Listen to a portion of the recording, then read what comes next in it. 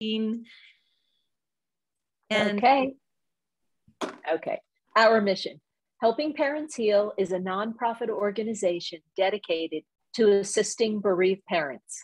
Through support and resources offered, we aspire to help individuals become shining light parents, meaning a shift from a state of emotional heaviness to one of hopefulness and greater peace of mind.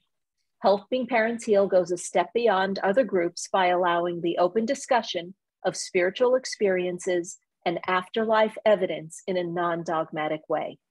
Helping Parents Heal affiliate groups welcome everyone, regardless of religious or non-religious background, and encourage open dialogue. Attendance at all meetings are voluntary. All discussions that take place at affiliate-led meetings are confidential. We hope that participants will learn from and share with each other. Zoom meetings run by leadership are not confidential.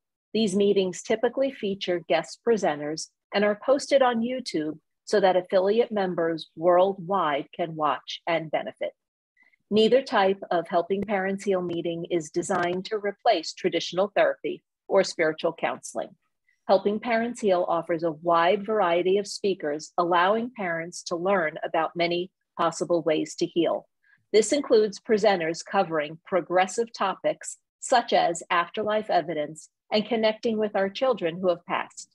The views expressed by our guest speakers may or may not reflect the opinions of Helping Parents Heal leaders and members, so we ask that you take from their presentations whatever may benefit you personally. Welcome, everyone, and thank you again, Craig, for being here. Yes, thank you so much for being here, Craig. We're so thrilled. And I just want everyone to know that I had the pleasure of meeting Craig many times, as did Irene, because he has hosted 4 conferences here in Scottsdale, the Afterlife Research and Education Institute conferences that were absolutely amazing. And he was doing that with a full-time job and did such a great job with those conferences. But I'd like to read just a little bit about him. It's very short. Our Craig Hogan, PhD, is the author of Your Eternal Self and many other books, as well as a writer and trainer of writers with 38 years experience. He is director of the Center for Spiritual Understanding and on the boards of Academy of Spiritual and Paranormal Studies and Association for Evaluation and Communication of Evidence for Survival. He has also hosted several uplifting conferences, as I said, in Scottsdale through the Afterlife Research and Education Institute, or AREI. And the book that he's going to be speaking about this evening is his newest book. We are so thrilled to have you here. Please join me in welcoming our Craig Hogan, PhD. Welcome, Craig. Yeah, thank you very much. I always look forward to this. You have such a wonderful group, and it's a pleasure to be able to come here and speak. So I'm looking forward to sharing with you what's in my latest book, which is the evidence for the afterlife. It is called Evidence Beyond a Reasonable Doubt, You Will Never Die. And in fact, there is no such thing as death. Death is simply what we call death, a transition from one form into another. And so there is no death. And we're trying to help people to understand that. We have all the evidence. There's no doubt about that fact. If anybody looks at the evidence, then they will come away knowing that it's true. So what I'm going to do is I'm going to take you through some of the most exciting evidence, and it's in the form of audio recordings. So we have audio recordings now of people speaking from the life after this life. And they're just as clear as if you were speaking in front of a microphone. And most people don't know about these. And it's not that they're hidden, it's just that the word doesn't get around about these sorts of things, partly because they are so phenomenal. It's hard to imagine that they're true. But I'm going to give them all to you, and I'm going to tell you why they're true and how we know that they're true. And there will be evidence that I think will be compelling for you as well. So what I'm going to do is I'm going to share my screen and then share a PowerPoint. So it'll just take me a moment to get all this together.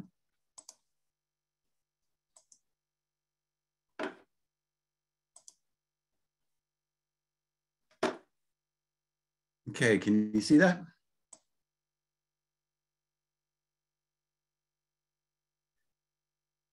Now, help me to position that so that everybody can see it easily on your screen with the chat and on the side?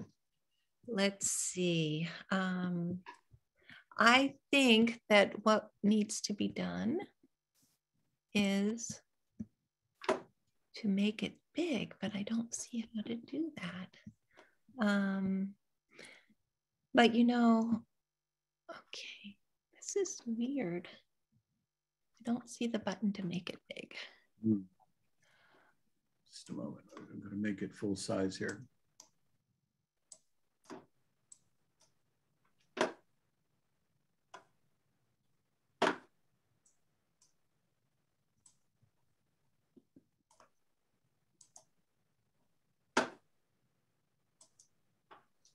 How's that?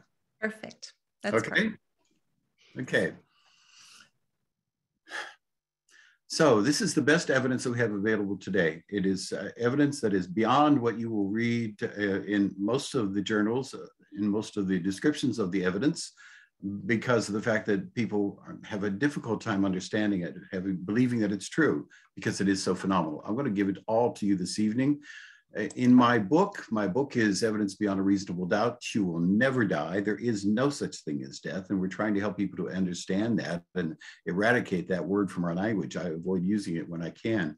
So what we know now is that people will communicate anytime that they can.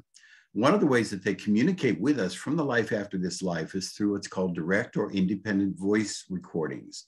And what happens in independent or direct voice is that the medium sits in a room and voices come out of the air and they communicate with the people who are sitting in the room. And these voices can come out of an etheric body that's in the room. They can come out of an ectoplasmic voice box, or they can come out of a trumpet, but they will talk in the room just as though they were speaking in front of a microphone. And we have the recordings. We have thousands of the recordings today of the people from the life after this life speaking to us on this side of life. The most phenomenal direct voice medium was Leslie Flint. He lived in the 20th century, and he was well known. He did these presentations for thousands of people. He would travel all around the world and give the presentations.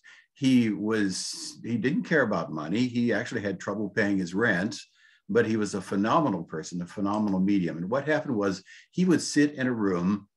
And actually, as he was growing up, he was an usher in a theater. And every time the lights went down for the movie to start, the voices would start coming in the room. They finally had to tell him he couldn't be an usher anymore because the voices just kept coming out in the room. This is a picture of Leslie Flint when he seated. You can see that ectoplasmic voice box. It's on his left shoulder. That's made out of ectoplasm, a substance from his body, and that forms a voice box. And the voice box then emulates it, just much the same voice as the person had when they were on the earth plane. But it can't be exactly because of the fact that they're not using their own voice box. They're using his voice box, but it is very, very similar to the voice that they had on earth. So he has been tested mercilessly over and over again. And it's been shown that what he is doing is valid, it is true. In these sessions, the experience of the person who's sitting there verifies that this is the speaker, this is a person who's known to them, and the content and the voice are characteristic of them. The voices are clear and recognizable. There's an extended dialogue. They have a dialogue back and forth. They have memories that this person from the life after this life brings to the session and talks with the sitter about it. The person knows about current events. So that person living in the life after this life actually knows what's going on in our lives now because they're with us and they're never more than a thought away. They receive our thoughts. They know where we are. If there's something going on the earth plane, then they will come to us during that time. And finally, these contacts occur repeatedly. The same person will come in and have these dialogues. So now, without any further ado, I want to give you a sample. This is Annie and Dr. Nanji. Annie and Dr. Nanji were a couple that were a loving couple. They had met and married later in life. Unfortunately, in 1966, Annie had cancer and she passed away. So Dr. Nanji was left, but he found out about this medium named Leslie Flint, that medium from the 20th century. And so he would travel from his home in Sweden twice a year to sit with Leslie Flint. And he would speak with his wife, Nanny, Annie, who had left her body only 4 years before. And he would speak to her and she would speak in the room. So what you have to imagine is Dr. Nanji is sitting in the room with Leslie Flint. It's just the two of them in the room. And then the voice that you will hear when you hear a voice is Annie speaking. So this is an example of Annie speaking in the room. You have got my ring in your pocket? Yes. And also the lock of hair? Yes, everything what thing is with me. All the various things Yes, associated with us both. Yes. Okay, that was Annie speaking. She was not in the room. She was speaking through the ectoplasmic voice box. Now, this is what you have to know about that. Annie is going to verify that, that Dr. Nanji verifies that this is Annie. It's her content, it's her voice characteristics. Her voice is recognizable. They have extended dialogues with each other. They share memories about their lives together. Annie also knows about things that are going on in Dr. Nanji's life right now. So she's with him. She's very much alive, just living in the life after this life. He came back twice a year between 1970 and 1976. That could not have happened if this had not been the real Annie who was in the life after this life, speaking to Dr. Nanji. And this is one of the foremost pieces of evidence that we have for the fact that people continue to live after their lives here. This is another example. Annie has seen the gravestone that's on their graves, and it has both of their names on it. She can't understand why.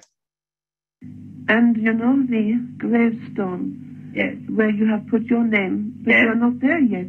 No, but But you are very funny. I have to laugh at you. Yes. You have on the gravestone, yes, you have got my name and date, and now you have got your name, but no date. no date. Because you don't know when you're coming. Exactly. But you will be able to have the date put in when you are Yes. here. Yes, that's We will right. make arrangements for Yes, you. darling. There is room for you there. Because But you won't be there. You will be with me. But it seems so strange that you should have already arranged to put your name on the stone when you are not there yet. So I was trying to get rid of the panel on the side for you, but I blinked it for a minute. So what is important here is the fact that she is contemporaneously with him. She has seen the gravestone. She's with him every day. She spends time with him. She's doing the same things that he's doing. And then she speaks to him about it, which demonstrates the fact that she is alive. This is another example. She visits him in his flat and talks with him about it when she comes into Leslie Flint's room. And when she's there in his flat, she notices things and she chides him about what he is or is not doing in his flat. This is an example. And you haven't changed anything. Now, everything in the flat is identically the same as when I left it. Exactly. And There is a difference, though. The Yes. bed cover. yes. The one, The bed cover. the bed cover. Yes. What is that? Something different about the bed cover. You bought those bed covers, darling. I know. The yellow ones. Yes. Yes. But, have you done something to one of the bed covers? No, darling. They're both identical. Well, perhaps it is that they are the same bed covers, but Yes. there is something different. Uh-huh. I don't know why. Uh-huh. Perhaps it is the way I see it. Yes. But they are very nice, and because you bought them, I like to... I know you keep everything exactly the Yes, same. I like to use them. But I think are you sure you have it the right way round? That may not be. I think Yeah, I'm yeah. right. Yeah. Because I think you've got one of the, when you have the bed cover, it is not always the right way Right round. way around. That may be. Yes. I'm certain that is so. Yeah. But it doesn't look right. Yes, darling.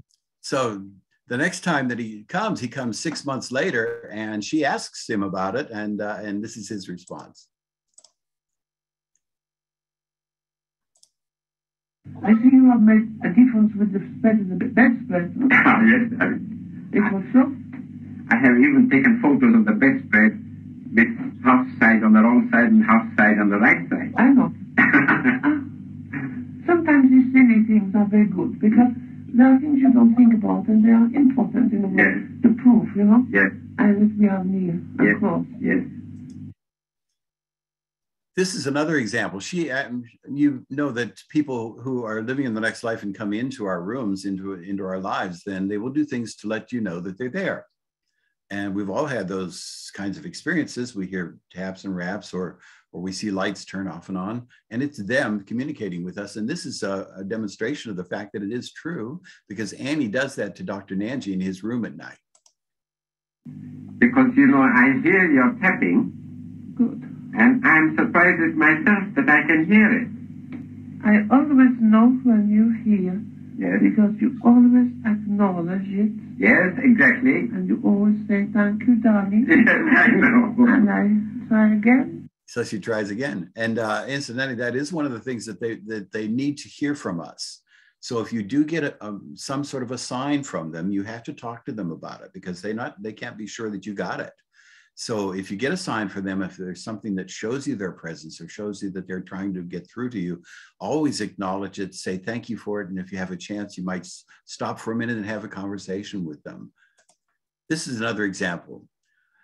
Annie is with Dr. Nanji every day, and she sees that the apartment is very much the same as it was before, and she wants some pictures put up. So she's decorating his apartment from the other side.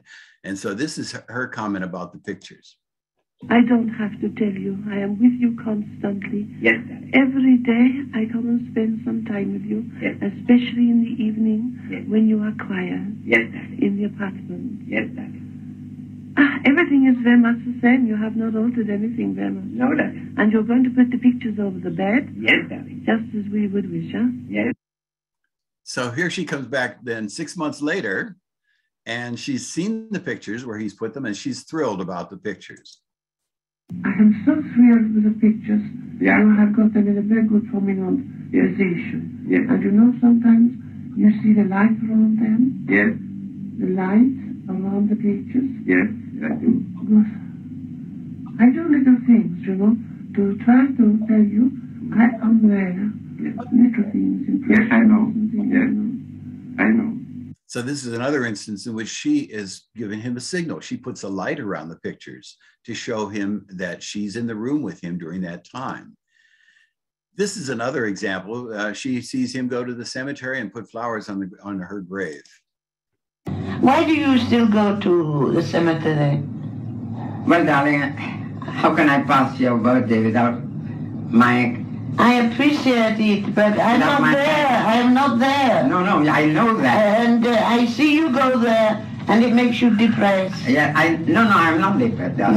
No? No, I'm not depressed. And the flowers. But the fact that I have cleaned it up and put the bushes around... I know, I see you, I watch Yes, you I was do there. it, and I think... I was there a week ago. The only time I'm ever in the cemetery is when you go there. Yes. So this is another startling thing. She's able to get his thoughts and his emotions from wherever he is. And of course, she's with him all of the time. And she not only sees what he's doing, she knows what he's thinking about it. So this is an example of when she knows his thoughts, when he sees a lady who looked very much like her. You know, the other day, before you come here, Yes. you were walking along the street, Yes. and you saw someone in the distance, and it reminded you of me. Oh, correct. And for a moment, you almost stopped, you know, as if your heart stopped beating. But Yes. you knew it was not me in a Yes, way. of But course. at the same time, she was very like me. Yes. Also the way she walked, you Yes. know. But this, of course, is... And do you know, I thought mentally, yes, she looks like her, but she hasn't got her brain. No, you shouldn't say that. You don't know. She might be highly intelligent. I don't know. You know, you always think, oh, you are so naughty. This woman was very much like me. I think she probably was highly intelligent. So this is a touching reunion that she has. She had a reunion with 2 children in the next life, but she and Dr. Nanji had no children. So that turns out that she didn't realize that she had forgotten all about it, but she had had 2 miscarriages, and they were born and grew up in the next life. We know that that's true. We know that that's what happens, and she actually experienced it. And how long was it before you come in contact with Sibylla and Peter? Well, that was almost immediate. But the point is, I know it sounds strange now, but I could not realize at first that there could be any children. Yes. Because I thought to myself, this is impossible. Yes. I mean, it was not that I did not accept in a way, but I thought, well, you know, how can this be? But you knew there were miscarriages. Yes, I know, but you must remember that when I was on your side, Yes. like most people, everybody, Yes. They don't you realize. don't think of children Yes. under those circumstances. That's right. And when I arrived here, they were here, of course I was happy to be with them, or to know of them, but But did the children know that you were their mama? yes, you see, this is very strange. That is extraordinary. They knew, of course, that we were connected, that I was their mama, Yes. but I never had any children, as far as I was concerned. Physically. And yes, you see, I could not at first accept the idea. I mean, it's very difficult to put into words what I want to say. And does that happen with all the children who are located in the world today? Do they return to their mama? I don't think in every case. Not no. in every case. There must be I think unless there is a great bond. Yeah. I mean, if there is a tremendous love, Yeah. then that is a different thing. Yeah. But so many, are not of love, you know? That's right.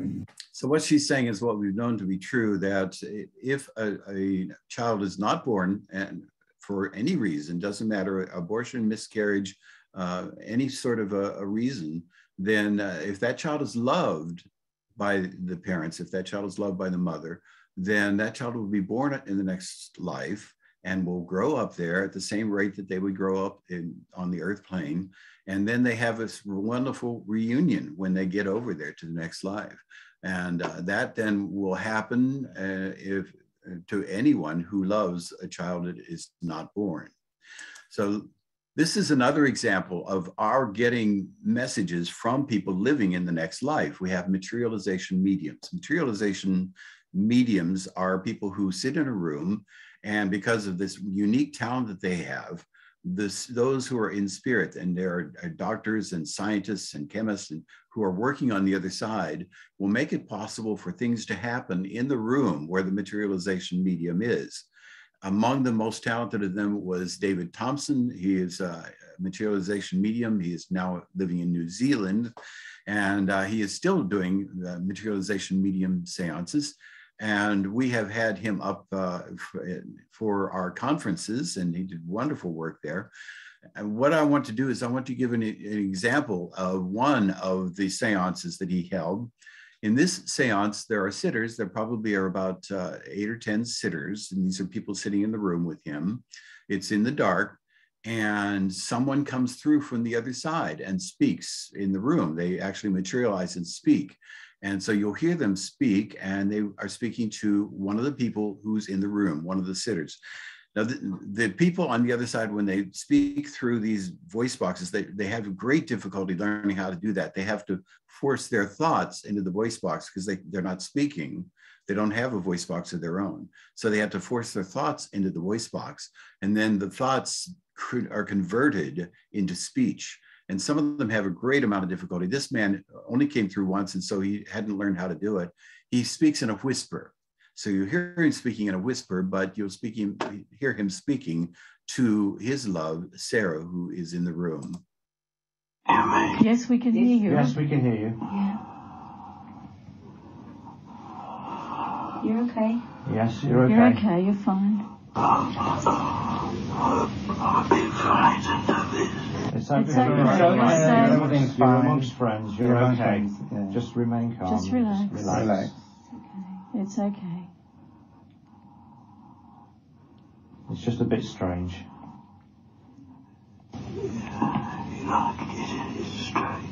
Yeah. It is strange, Yeah, but it's all all right. You just Well, take a moment to adjust.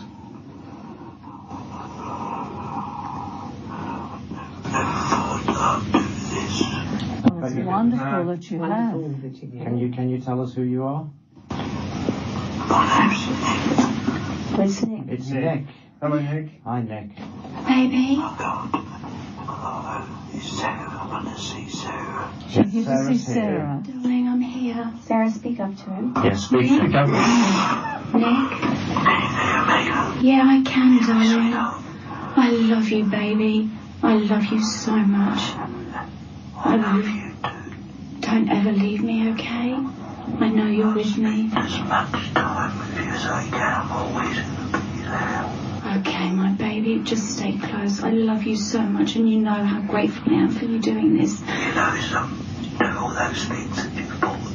Yeah. They're gone, they're just lost. Yeah. They were lost.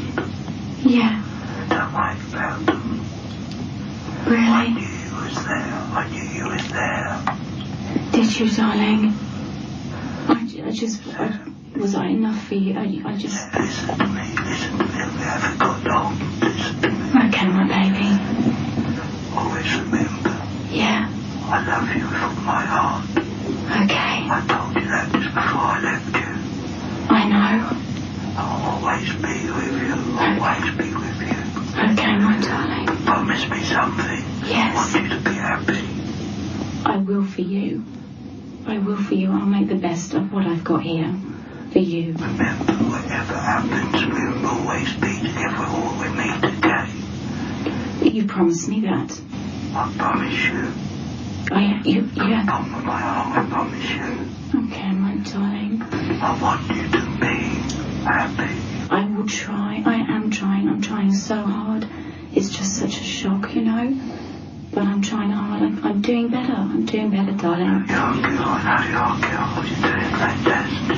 As long as I've got you with me, and I know I do, I just hope I've done enough for you. Yes, you did. You was everything I ever wanted.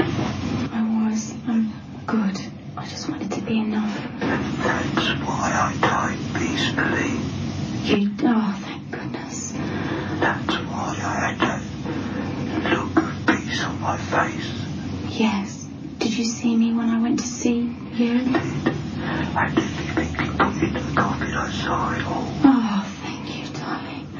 I tried to do right by you. I tried to do everything I could. I really tried hard. You done more than any man could ever want. More than any man could ever want. Okay, my baby, because you know you were worth it. You don't ever doubt how much I loved you and how much I will continue to love you.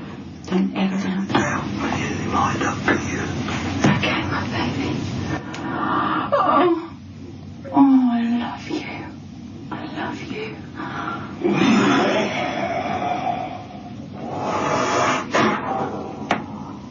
You okay, Sarah? Yeah. Good.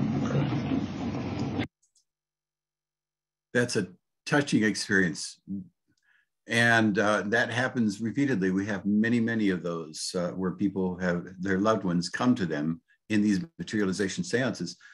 And it's obvious that they are, in fact, the person who's living in the life after this life. There's no doubt about that. They have interactions with them. They know things that are going on in their lives. He knew what was going on at his funeral when she put things in his coffin. And so it proves the fact that they are continuing to live just in another form. They're just living on the other side of this life. We also have recorded voices and images of people living in the afterlife that are coming through instrumental transcommunication. That's where they actually use recorders and are able to get these recordings of them, people speaking. Now, again, they're not using their own vocal cords because they don't have any vocal cords anymore. They're somewhere in a casket, or they are in a mausoleum. What they do is they imprint the electronic images and the electronic voice patterns on the hard drive, and then, but they are their voice, and they just come back out when they're played as the person's voice. And so then, but they are very much communicating with people on this side. So one of the people who has been doing this work is Sonia Rinaldi, the wonderful Brazilian researcher, and Sonia is doing marvelous work. She does all of her work for free. She is especially attuned to helping parents with their children, and she has done work with dozens of people who have been instrumental in helping parents to get recordings from their children on the other side. And so what I wanted to do is to give you examples of what Sonia does as another indication that the people on the other side, in this case, the children, are very much alive and they are able to communicate with us. This is an example. A child answers Sonia's question. Sonia asks whether she would like to leave a message for her mother, and this is the response. Would you like to leave a message to your mother? Mommy, I can talk. And so what she did is she would make a recording and she would ask the questions. She wouldn't hear them when she made the recording, but when she played the recording back, then their voice would be imprinted on the hard drive and it would come back. And so some of these were as many as 200 messages for a parent. She did up to 163 parents in a single month when she is doing that work. She's doing phenomenal work. So I'm going to give you some more examples of her work. This is, she asked the person in spirit, this is just a technician in spirit, about whether they need a visa to go to someplace else in space. Here on Earth, we need visa to enter a country. Is it something similar in the space? That's right. So what I wanted to do is I wanted to give you an example of another recording that she made and also an image that she made. So she captured an image of someone who is living in the life after this life, and then she showed it to the people who were involved. Now it happens that this is an image of my mother. So what she did was when she was coming up, I had invited her up for conferences here in the States. And when she came up, she prepared for it by asking whether she could get some words in English, because she was getting them all in Portuguese from Brazil. And so in order to be able to get them, she wanted to communicate with my mother. So she tried to make a connection with my mother. So she did what's called a trans image. And this is where she holds up a film, and on the film, then they will put what amounts to, looks like a photograph of the person in the other side. And she was asking to connect with my mother. And so this is the image that Sonia got when she put up the film. This is a picture of my mother when she was young. And on the other side, they are in their 20s and 30s. That's the body that they have. And so this is a picture of my mother. That's what Sonia got in her trans image. She also had my mother respond. And so she was going to ask my mother a question. She called her Mrs. Rosemary. Her name was Mary Rose. But she was going to ask her whether she would say something. And my mother knew that she was going to ask the question before she asked it. And so she responds before Sonia asks the question. So you're going to hear my mother's voice first and then Sonia. Ready at this point. Can Mrs. Rosemary say something to Craig? And she was ready because she has been working with us consistently ever since then. She has been very instrumental in the work that we're doing here in AREI and in our circle. We have a physical circle here, and she is part of the spirit team who is in the circle. So Sherry Perel is another person who is recording. I'm sure that many of you know Sherry's work. Sherry has been doing work with her children and connecting parents with their children on the other side with her prayer registry. And so Sherry is also doing instrumental transcommunication. She's been making these recordings. And so these are also indications of the fact that we know that the person is living in the life after this life and is anxious to come through. All of these methods have come through, and just their efforts on their side. And we cooperate on our side, and we find ways of meeting in the middle where we can communicate because they're very much alive on that side. So I'm going to give you examples of her work. In this case, the mother says, "Hi, sweetie," and her son responds. Hi, sweetie. This is another one. This is Sherry asking her son, Danny, who is in spirit, whether he can say, "I love you, Mom." Danny, can you say, "I love you, Mom"?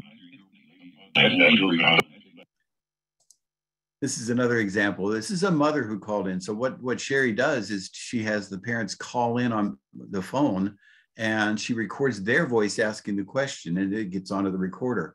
You don't hear anything when the person is asking the question. You hear it when you play back the recording. So what you're going to hear is the mother calling in on the phone. It has a tinny sound to it.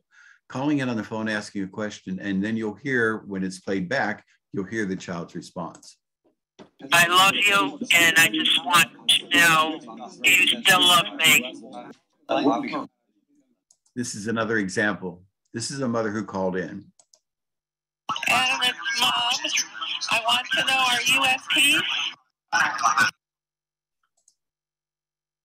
This is an example of Sherry Pearl, who was asking questions of people in the life after this life, and she was working with a new technology, and so she wanted to see whether she could do something with this new technology, and she asked them a question, and you'll hear the response. Say something to me in English to let me know I should use this. I speak in English.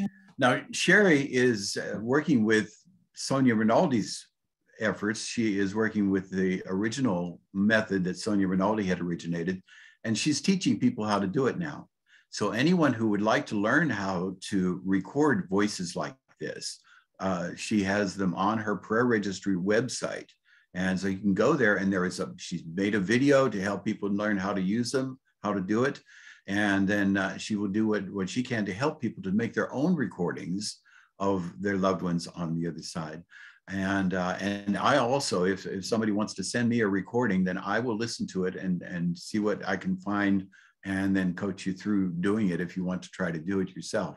But it's a wonderful tool. Anybody can do it. So we can communicate with our loved ones on the next plane of life. This is another example. A man named George Meek, who was an audio technician, created a device that he called a Spiritcom. And it's like a big recorder, but has special properties. And he teamed up with a medium named Bill O'Neill, and they would then made this Spiritcom device, and they communicated with a man who was a NASA engineer, living in the life after this life. And so they communicated with him through this machine. So what I'm going to do is I'm going to play you a little bit so you can hear the fact that Dr. Mueller, who is the NASA engineer, is very much alive. He's living in the next plane of life. He comes through and communicates with them. He talks about things that he's done. And what's interesting about this is that Dr. Mueller on the other side has given Bill O'Neill, who's going to be doing the speaking, some telephone numbers from NASA to have him call them and ask questions about the technology that they're developing. But they're unlisted telephone numbers. They're high security telephone numbers. And so Bill O'Neill asked Dr. Mueller, what in the world am I going to do? How do I tell them where I got these phone numbers? So that's the conversation that you're going to hear now. I said, could you wait a moment, sir? Very well.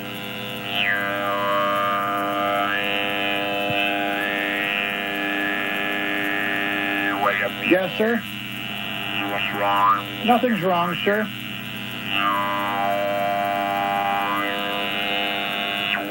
Yes, sir. I'm sorry, sir. I'm just adjusting the frequencies. Oh, I see. All right, very well. By the way, will you? Yes, sir. Did you know that those telephone numbers I gave you? No, sir. Why not? Well, Dr. Mueller, those are unlisted telephone numbers. That's correct. All right, now if oh boy, even though I give, when they answer and I give the code, even then, sir, wouldn't they wonder, maybe there's another code or something, and considering what they're involved in, about that. Yes, but I do, sir. I do worry about that, sir. That one fellow especially, sir, that you said he has a Q clearance? That's correct. Secret. His secret, Q clearance. Supposing they found out it was me, okay?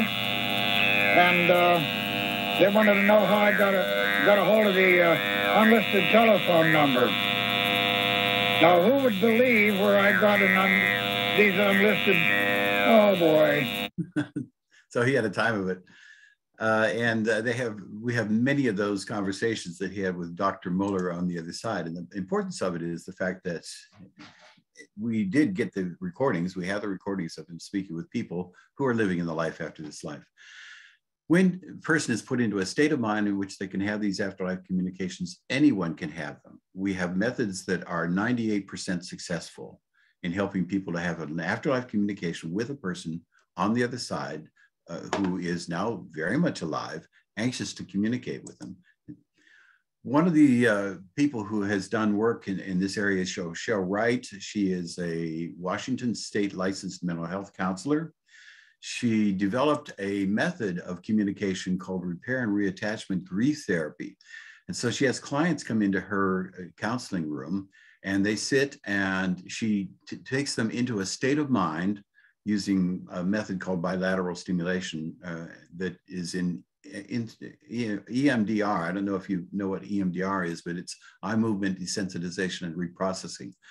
And so using this, then she found that she could have people have an afterlife communication sitting there in her room, and they would have this private communication, and they're just uplifting and wonderful communications. There are now hundreds of psychotherapists that are trained to use this method.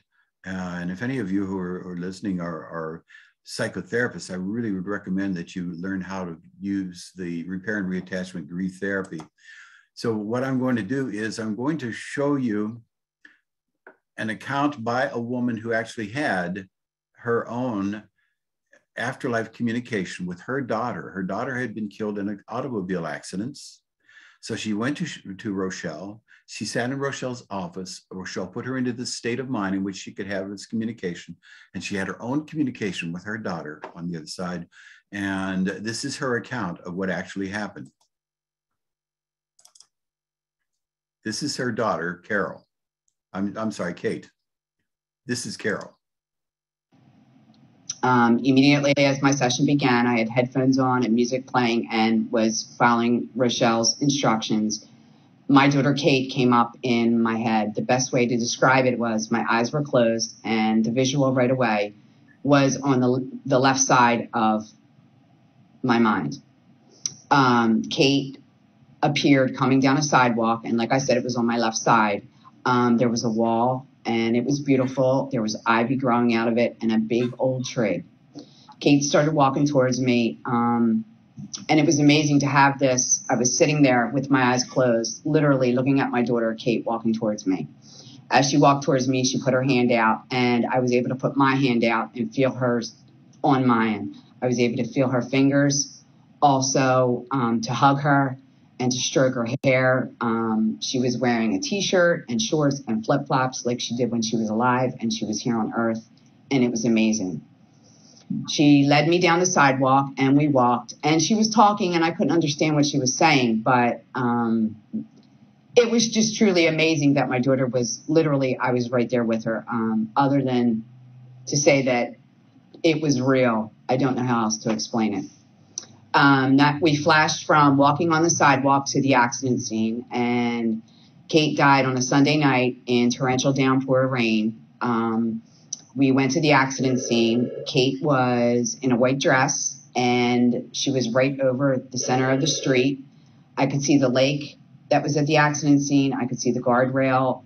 The rain was on an angle. The visual was unbelievable. It was so clear. It was like I was right there with her. We were literally in the middle of the street. And then we would flash back to the sidewalk. As my connection with Kate was happening, Martine, my girlfriend Linda, who flew to Gig Harbor with me, son, was coming in and out of back and forth with me and Kate. Martine was sitting on his couch in his family room. And he had his leg up on the coffee table, and it's real clear for me still to this day. And he was smiling at me, and he had his arm in a very funny pose. Best way to describe it was like in a monkey pose. I didn't know what that meant. I just kept flashing back and forth. I was kind of confused, but to feel that connection to my daughter, and I knew it was real, was amazing. So I went back and forth with my daughter, Kate, and it would flash to Martine, and Kate I was outside with, and Martine I was inside with. I could, you know, just look at her. It was real. We'd held hands. I hugged her. I stroked her hair. It was truly amazing. I don't know how to describe it other than I know that it was real. I know with confidence today that it was real. Rochelle, the grief therapist, asked me if there was anything I would like to say to my daughter. And the only thing I could come up with is that, I wanted her to go on with her life on the other side. I don't use the word death anymore because I know that Kate is on the other side, which is heaven for me. And she is alive and doing well, and she's with her friends. And the validation, which I think is one of the most important parts, is that after I left my session and walked back to the hotel, I was describing to Linda Martine's arms in the shape of the monkey pose, going ee and smiling at me. And what I found out is that Martine used to do that with his family all the time. It was something he just did with his sisters and his mom. I didn't know that he did that. So for me, that proved to me and Linda that it was real. So to this day, when I cry and grieve my daughter, I'm not cured and it's not gone away, the pain. But I always know where my daughter is, and she's free and she's happy and she's on the other side. Thank you. This is another psychotherapist who's doing work now, and she does her work over Zoom. So this is available to anybody. She uses the same basic principles as Rochelle Wright uses, but she does them over Zoom. And then she also teaches the person, she teaches whoever goes through this with her, how to do it yourself so that you can take yourself into the state of mind after it's all done. This is her website, clearingyoursoul.com, and it's called A Loving Heart Connection. It's a wonderful tool. It's she's making advancements in it now, and it's becoming more and more refined. In the last study that she did, she had 17 out of 18 of the people who came in for the therapy sessions had afterlife connections, and they were uplifting and life-changing for them. So what I want to do is I want to give you an example. This is a narration from a script that was done. So this is a narration of the person's experience with it. There was a light. I think William appeared shortly after that. He looked so good. He was wearing a yellow Adidas t-shirt. Then William showed me this big pink flower, and it was so weird. It was like the flower was alive. It was so fresh and moist. It was like the flower could breathe. There was a lake and lily pads with more flowers, and William said, Lotus Land. He said the flower was a lotus. I never would have known this. Then off a bit to the left there was this amazing show of colors. It was Aurora Borealis. It was not like the Aurora Borealis we have here in Alberta. This was like Aurora Borealis cranked up like you have never seen. It was mind-blowing and magical. The colors were like I could go into the colors. William said he liked where he was. He missed and loved me. He asked if I could come there. He said there is every kind of ice cream there that you can imagine, even cherry chunks and vanilla, which was his favorite. He said our dog, Hershey, cannot yet see him in spirit. Then he took me down a road. It was like I was with him. I could see every pebble. He took me to an old covered wagon. There was a man sitting on the little wagon bench. He was older, had gray hair and a beard, and was wearing one of those hats like they wear in the Australian outback. He was slim, and had on a white shirt and brown pants with suspenders. He did not say anything to me or acknowledge me. The wagon I could see in such detail, that I could see where the cloth of the covered part attached to the wagon part. I could see some loose threads. The wagon was being pulled by two enormous beautiful black Clydesdale horses. They were magnificent. I looked directly into their eyes, and they looked back at me like they were an inch from my face. I could feel their breath, and the softness of their nostrils. They had white fur on their legs, down near their hooves. I could see the fur so clearly, like little bits of dirt in the fur. It was so clear.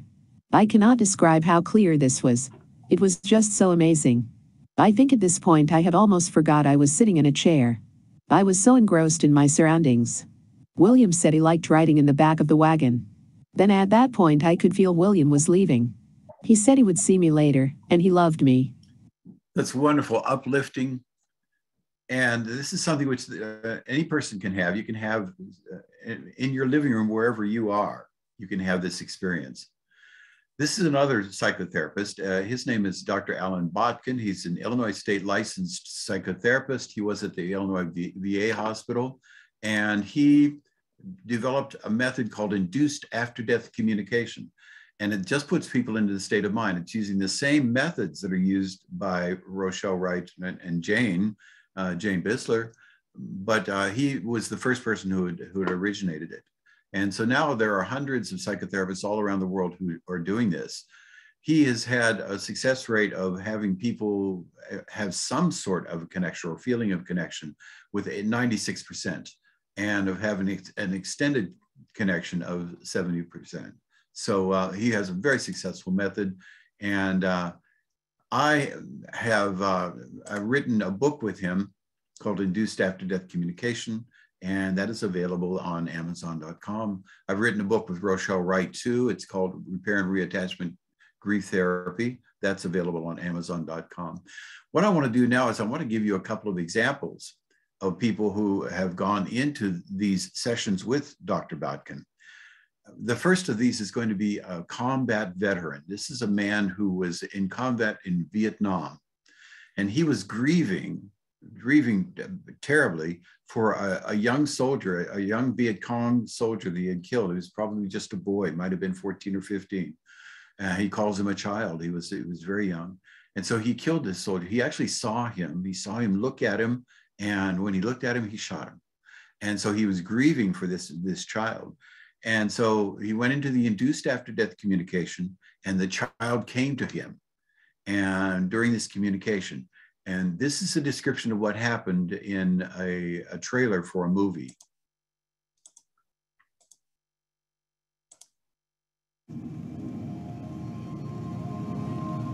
I could smell the earth. I could feel the sunlight on this side of my face. I could smell the quarter. I could smell death. I could smell the blood. I was conscious of the grass cutting me. I was there in every sense of the word. Immediately I began to ask this child to forgive me. And the tears came, great big tears, and my whole body just was racked with emotion. And he told me, without his mouth moving, I could see him as plain as day. I could count the wrinkles on his face. He told me that he had forgiven me. This is another example. This is a woman who had a session with Dr. Botkin. And when she has this session, she's going to be describing it. She's going to say, and boom, something happened. That's after his using eye movements. In other words, he was inducing her into the state of mind, and then she would close her eyes. And so each time he would induce her and she would close her eyes, he would induce her and she would close her eyes. And so she's going to say that that's what she's going to refer to as boom. Boom, and there's my mom, there's the farm. He did it again, boom, there's my mom, there's the farm, there's my grandparents. And it was like, boom, here was my husband, but it wasn't just him, he was there. There were twin sisters in the family, and one of the sisters passed as a young baby. I didn't know her, and he was there with her. She was like a little child, and he looked at me and he said, "Whew." He said, "She can ride ponies here." And the one thing that as kids, when we went out to the farm, the best thing was to be able to ride ponies when he got there. And it was like he was telling me that she was okay and he was okay, and then, it's all good.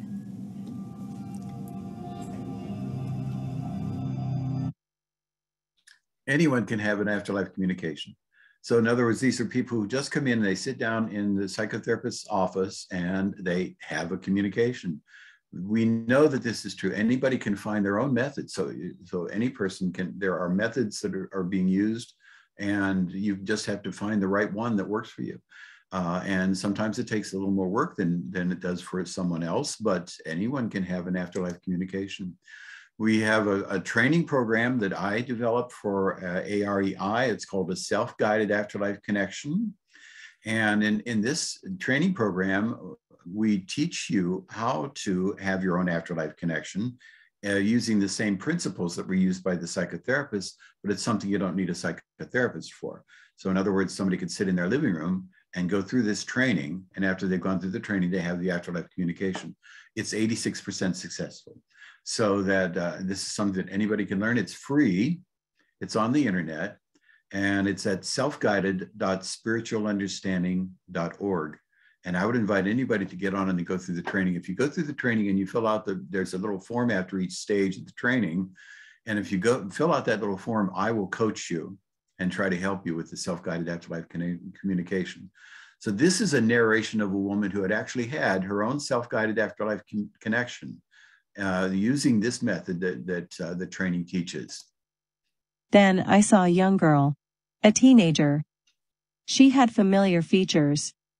The name Brenda came to me, and I realized it's a friend of mine's daughter. She died in a rollover crash where she was pinned and asphyxiated. The kids with her were allegedly responsible for her being abandoned at the wreck. The feelings I got from her had nothing to do with that wreck or the people around her then. She hovered with me, morphing a bit, so I saw her in different stages, ages. I saw her exploring. I saw her as a student, studying. I don't know that she did that on Earth, but she is now that she's passed. I heard her say, "I love Mom. I miss Mom."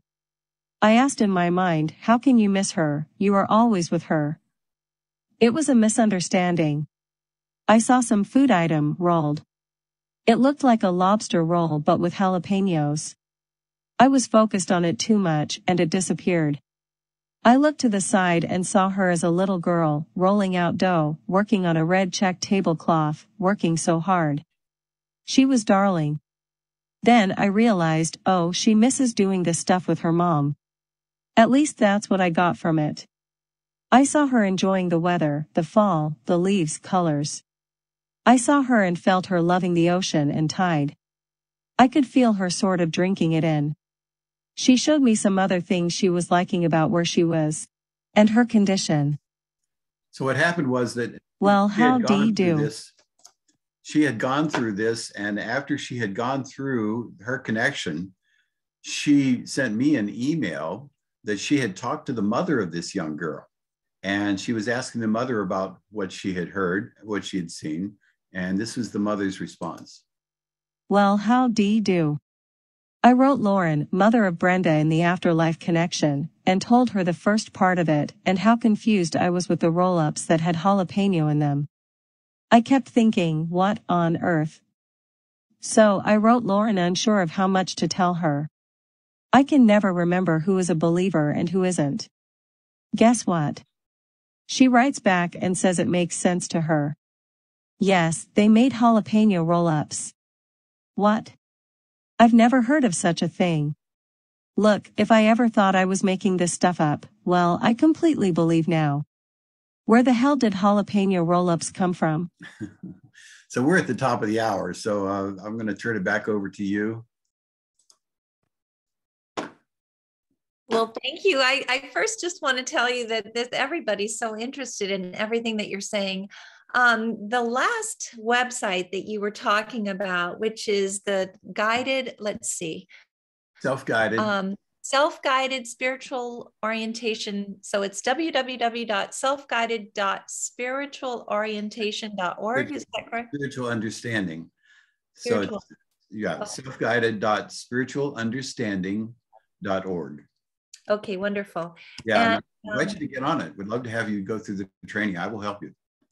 And I just want to say that I know that you didn't mean to do this, but Sherry Pearl and I did some EVP years and years ago.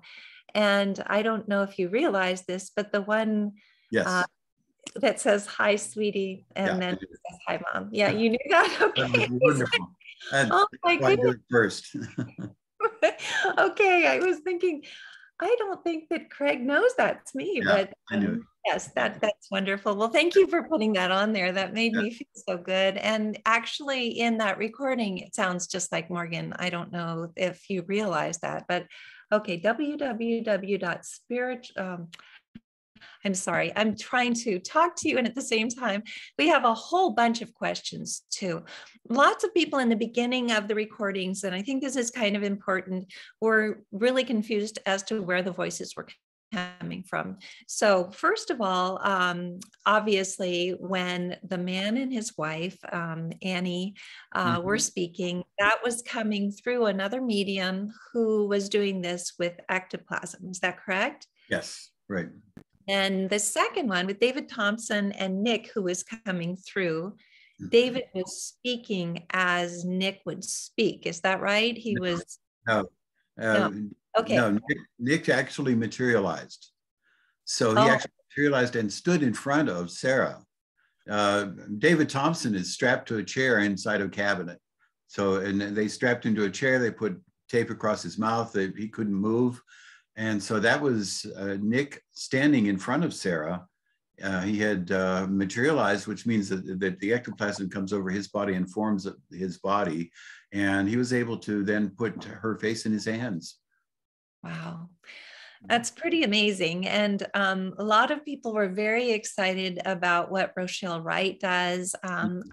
Irene was explaining her own experience with that. Maybe Irene, if you could just unmute and say a little bit about your experience with Carly, that would be wonderful. I had an 8-hour session with Rochelle. I flew to Gig Harbor, Washington, a couple of years after Carly passed. And in fact, my sister flew out and was trained with Rochelle after my session. And you go through a lot of your traumas, and not just trauma related to your child, traumas in your childhood, and you work through them using bilateral sounds and EMDR.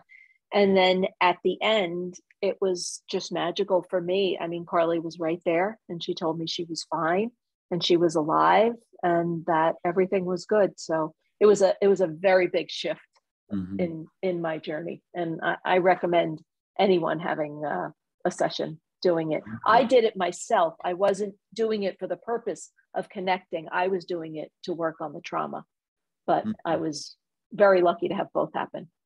Yeah. Well, you have given us so many tools, obviously, and I just want to let everyone know, as well as you, Craig, that on, tomorrow night, we have Sandra Champlain and Sonia Rinaldi coming to speak about the new movie. And that'll be at 7 o'clock, so that if anybody's interested in learning more about the movie, which is called Rinaldi, that was produced by Sandra Champlain, please come back and spend time with us again. And I want to be able to have you come back and answer lots and lots of questions that parents have in the chat box that we won't have time for tonight. But if you all are willing to, if you, Craig, are willing to come back and speak to us, please do, so that we can use your incredible wealth of knowledge and answer these questions for all of the parents. So everybody is very excited about that, I can see. Yeah, so we can do that. I would love to do it. We'll do a question and answer session. Okay, that would be wonderful. So we'll try to do that as quickly as possible, get another session together. But for this evening, I just want to tell everyone, thank you so much for being on here. Thank you, Craig. This was just so wonderful to listen to. And please come back tomorrow night for Sandra and Sonia. And then there's also going to be the second meeting of, Irene, maybe you could just tell a little bit about that meeting too, because this is a really big deal that we have this new group now. Yes, at 8 o'clock, there'll be the meeting. Lisa Wilcoxon is the leader, I'm co-leader of the new Helping Parents Heal All Our Children or Our Only Child, for those of us that have had all their children or their only child pass. So that meeting will be after the Sandra Champlain meeting tomorrow night at 8 p.m.